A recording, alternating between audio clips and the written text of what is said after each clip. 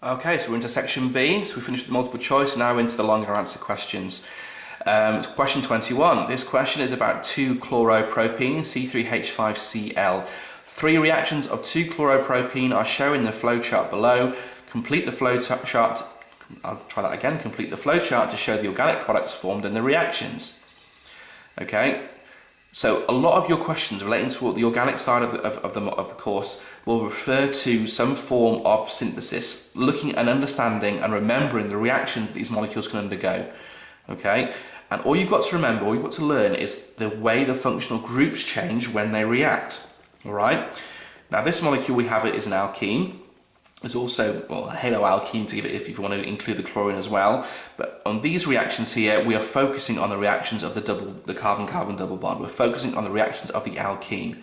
So the alkene with bromine, the alkene with hydrogen, and the alkene with steam. Okay. Now remember, alkenes react via addition reactions. So for each of these situations, I'm going to be looking to add the reactant across my double bond. Okay, so these things here, the CH3, Cl and the 2 hydrogens are not going to go anywhere.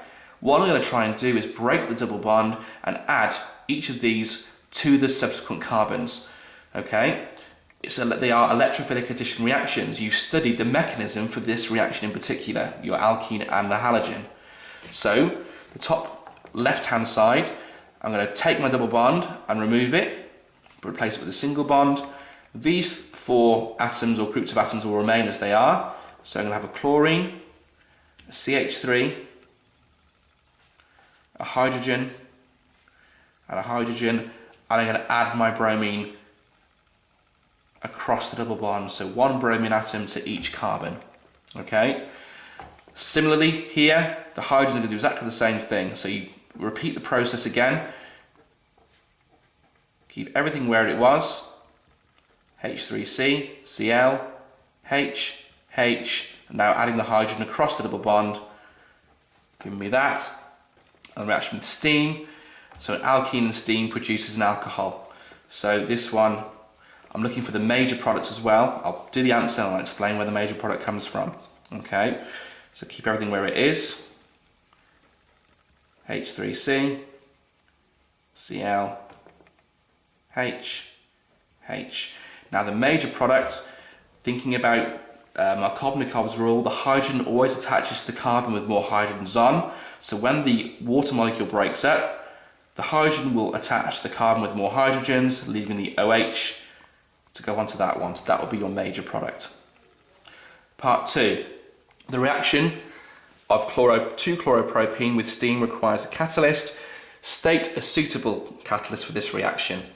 Okay, so this again is all about learning your reactions, learning your reagents. So the correct catalyst, the best one to go for, is phosphoric.